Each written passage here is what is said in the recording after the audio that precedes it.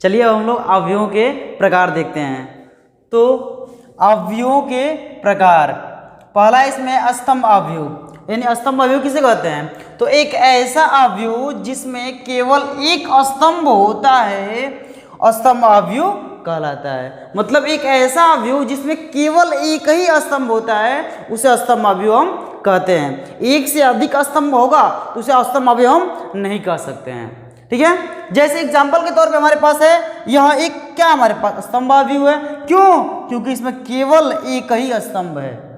यह भी एक स्तंभ अवयव है। क्यों? क्योंकि इसमें केवल एक ही स्तंभ है। इसमें 3 पंक्तियां हैं और एक स्तंभ है, इसलिए यह एक स्तंभ अवयव है। यहाँ पर 4 पंक्तियां हैं और केवल एक स्तंभ है, इसलिए यह एक स्तंभ अवयव है। ठीक है, अब दूसरा देखते हैं। दूसरा होता है पंक्ति अवयव, यानी कि रो मैट्रिक्स। एक ऐसा अवयव जिसमें केवल एक पंक्ति होती है पंक्ति अवयव कहलाता है। यानी एक ऐसा अवयव जिसमें केवल और केवल एक ही पंक्ति होती है उसे हम पंक्ति अवयव कहते हैं। जैसे यह एक हमारे पास पंक्ति अवयव है। क्यों? क्योंकि इसमें केवल एक ही पंक्ति है। यह भी हमारे पास एक पंक्ति अवयव है क्योंकि इसमें सिर्फ और सिर्फ एक ही पंक्ति है। ठीक है, वर्ग अवयव यानी कि स्क्वायर मैट्रिक्स, एक ऐसा अवयव जिसमें पंक्तियों तथा स्तंभों की संख्या समान होती है वर्ग अवयव कहलाता है। यानी एक ऐसा अवयव जिसमें पंक्ति और स्तंभ, जितने पंक्ति में संख्या हो उतनी ही स्तंभों की संख्या हो, यानी दोनों की संख्या होनी चाहिए आपस में बराबर होनी चाहिए। तो ऐसे अवयव को हम स्तंभ अवयव कहते हैं। यानी कि जिस अवयव में पंक्ति और स्तंभ दोनों की संख्याएं समान होती हैं उन्हें हम वर्ग अवयव कहते हैं। जैसे यहाँ पर हमारे पास कितनी पंक्तियां हैं? तो 1, 2 और 1 3 पंक्ति हैं और कितने स्तंभ हैं? तो 3 स्तंभ हैं, यानी कि यह एक वर्ग अवयव है। यहाँ पर भी 2 पंक्ति और 2 स्तंभ हैं, इसलिए यह भी एक वर्ग अवयव है। यहाँ पर 1 पंक्ति और 1 स्तंभ है, इसलिए यह भी एक वर्ग अवयव है। चलिए हम लोग आगे चलते हैं।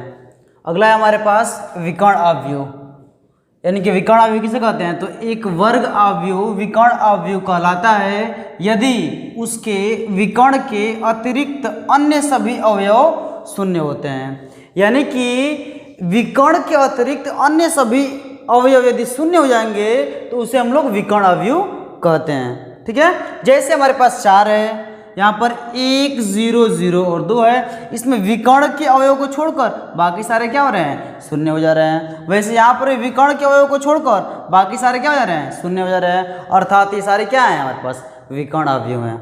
ठीक है, अगला देखते हैं। अगला हमारे पास अदिश अवयव। ठीक है, तो अदिश अवयव किसे कहते हैं? तो एक विकर्ण अवयव अदिश अवयव कहलाता है यदि इसके विकर्ण के अवयव समान होते हैं। ठीक है, जैसे 2, यहाँ पर दोनों विकर्ण क्या है? समान है। यहाँ पर भी सारे विकर्ण समान है, अर्थात ये सारे क्या हैं? अदिश अवयव हैं। ठीक है, आगे चलते हैं। अगला हमारे पास तत्समक अवयव।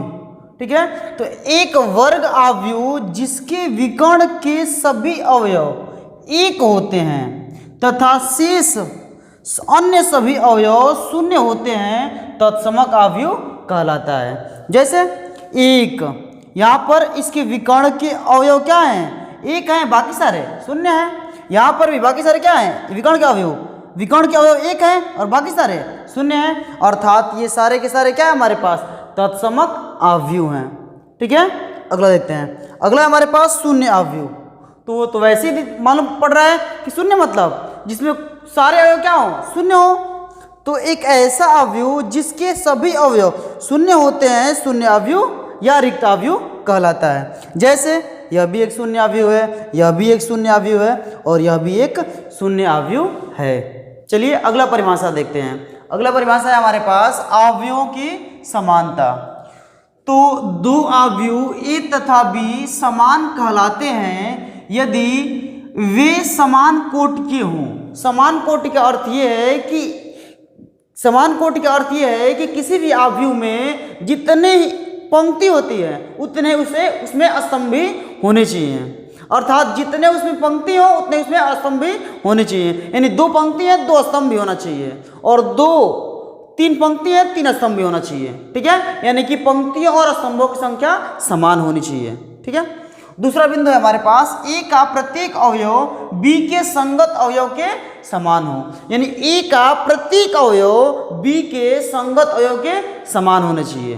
ठीक है, तो कुछ उदाहरण लेते हैं। जैसे हमारे पास मान लेते हैं कि ए बराबर एक अवयव दिया हमारे पास 2 3 0 1 और बी बराबर दिया है हमारे पास 2 3 0 1। तो यहां हम कह सकते हैं कि ये दोनों अवयव क्या है, समान है, क्योंकि 2 2 के समान है, 3 3 के समान है, 0 0 के समान है और 1 1 के समान है, और दोनों की कोटियां भी समान है। यानी कि इसमें 2 पंक्ति और 2 स्तंभ हैं, इसमें भी 2 पंक्ति और 2 स्तंभ है। तो कह सकते हैं कि दोनों अवयव क्या आपस में समान है। ठीक है, यानी यहां से कह सकते हैं हम लोग कि ए बराबर क्या है, बी है। लेकिन ध्यान दीजिए, यदि मान लेते हैं हमारे पास ए बराबर 3 2 0 1 हो और बी बराबर 2 3 0 1 हो, तो क्या ये दोनों अवयव समान हैं? बिल्कुल नहीं। देखिए पहले तो इसमें देखते हैं हम लोग क्या इन दोनों अवयवों के कोटि समान हैं, तो हाँ अवश्य समान है। यानी इसमें 2 पंक्ति और 2 स्तंभ हैं, इसमें भी 2 पंक्ति और 2 स्तंभ हैं। लेकिन 3 क्या 2 के बराबर हो सकता है? कभी कभी नहीं। 2 3 के बराबर हो सकता है? कभी कभी नहीं। यानी इन दोनों अवयवों की कोटि तो समान है, लेकिन संगत अवयव समान नहीं है। तो यहां से हम कह सकते हैं कि ए बी के बराबर नहीं है। ठीक है, चलिए अब हम चौथा उदाहरण हल करेंगे। तो हल करना प्रारंभ करते हैं। जैसे हमारे पास दिया है 2 अवयव है हमारे पास, एक ये है और एक ये है, और दोनों अवयव क्या है, आपस में समान है। जब दोनों अवयव आपस में समान है तो इनके संगत अवयव भी क्या होंगे, आपस में समान होंगे। यानी कि x + 3 बराबर कितना होगा, 0 होगा। z + 4 बराबर 6 होगा। 2y - 7 = 3y - 2 होगा। -6 बराबर -6 होगा। a - 3 बराबर a - 1 बराबर -3 होगा। 0 बराबर 2c + 2 होगा। b - 3 बराबर 2b + 4 होगा। -21 बराबर -21 होगा और 0 बराबर 0 होगा। ठीक है, तो हल करते हैं इसे। तो हमारे पास क्या है, पहले हमारे पास x + 3। पहले क्या करते हैं हम लोग, पहले जो दिया हमारे पास प्रश्न, क्या करते हैं, पहले इसे हम लोग हल में उतार लेते हैं। तो यहां लिखते हैं हम लोग, दिया है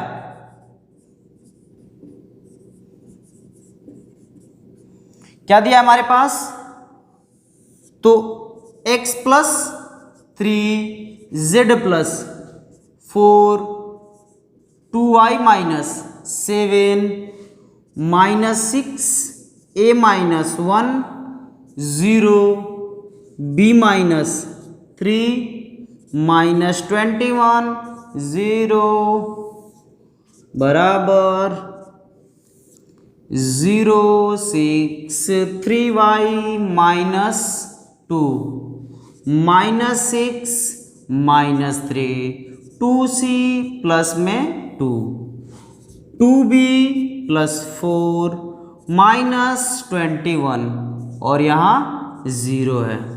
ठीक है, तो चलते हैं। तो x + 3 बराबर कितना है हमारे पास, 0 है। तो लिखते हैं यहाँ x + 3 = 0। क्या करते हैं, यहाँ से 3 को इधर भेज देते हैं, तो x बराबर क्या निकलेगा यहाँ से हमारे पास, -3। अब क्या लेते हैं हम लोग, z + 4 बराबर 6 लेते हैं। तो z + 4 बराबर कितना है हमारे पास, 6 है।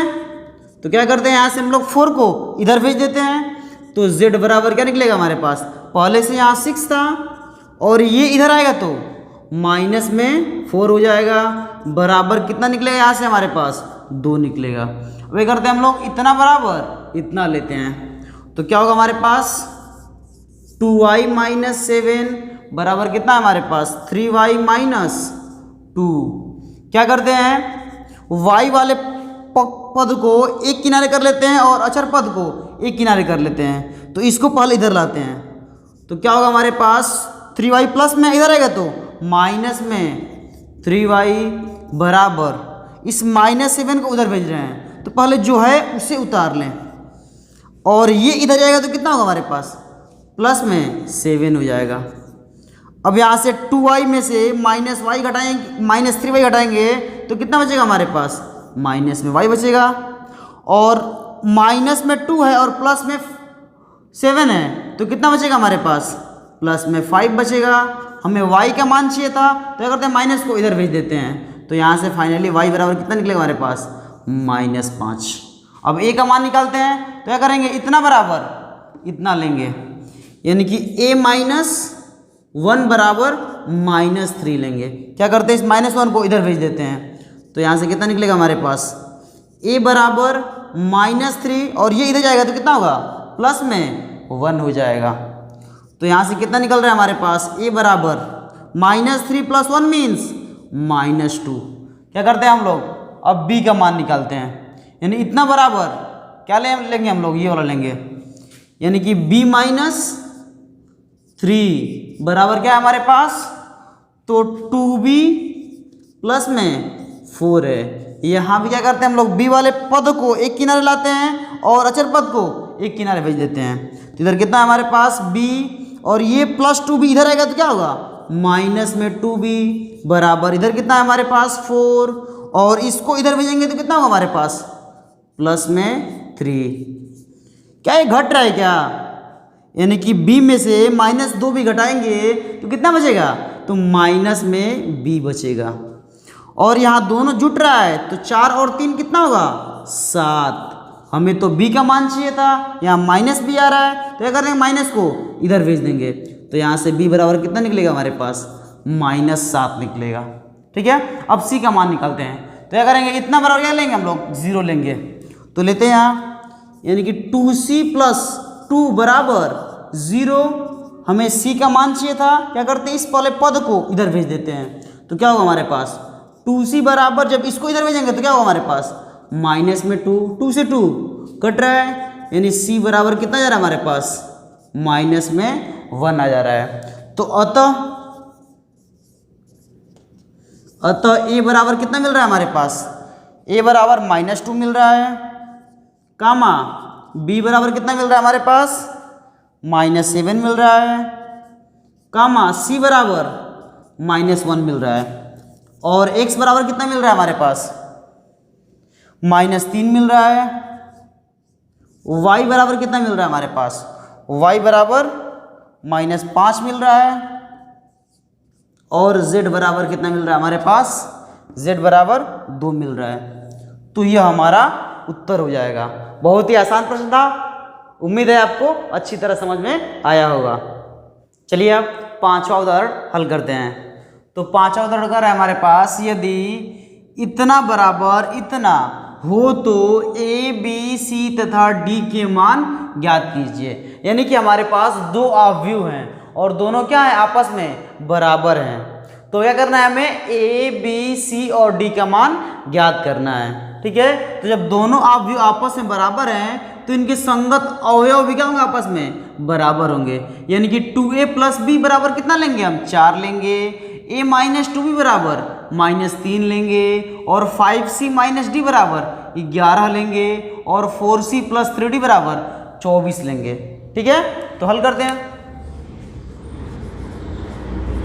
दिया है, क्या दिया है हमारे पास, तो 2a + b और यहाँ a - 2b, 5c - d और 4c + 3d, यह किसके बराबर है, तो यह है हमारे पास 4 - 3 11 और 24 के, यानी कि 24 के।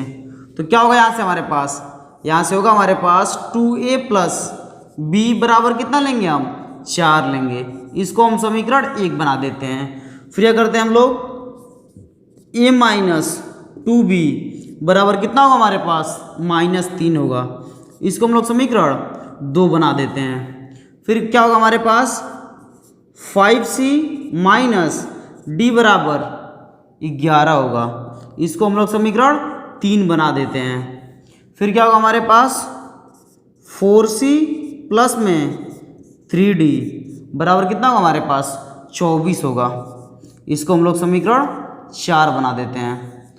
तो देखिए क्या करना है, अब मुझे इन चारों समीकरणों को हल करके ए बी सी और डी का मान ज्ञात करना है। तो कैसे ज्ञात करेंगे, तो क्या करते हैं हम लोग कि इस समीकरण 1 में यदि हम 2 से गुणा कर देंगे तो b के गुणांक क्या हो जा रहे हैं, बराबर हो जा रहे हैं, और फिर हम इन दोनों को जोड़ेंगे तो वहां से a और b आसानी से हम लोग ज्ञात कर सकते हैं। फिर क्या करेंगे, फिर हम लोग इस यदि समीकरण 3 में यदि हम 3 से गुणा कर देते हैं और क्या करेंगे, दोनों को यदि हम जोड़ देंगे तो वहां से c निकल जाएगा। जब c निकलेगा तो वहां से आसानी से हम लोग d भी निकाल सकते हैं। तो चलिए पहले करते हैं हम लोग, इसमें हम लोग 2 से गुणा करते हैं। तो यहाँ लिखते हैं समीकरण 1 में 2 से गुणा करने पर,